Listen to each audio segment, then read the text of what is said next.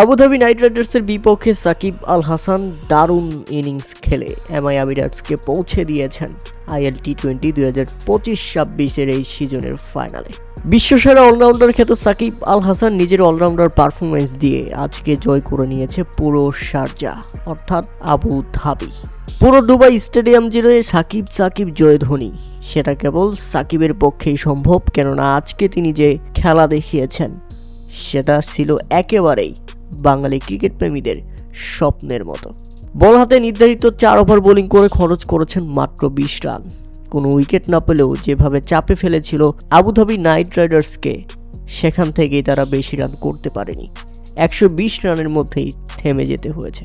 আর batting করতে নেমে চাপে পড়লে দলের ত্রাতা হয়ে দাঁড়ান সাকিব আল হাসান। খেলেন 24 বলে 38 রানের দারুণ এক ইনিংস।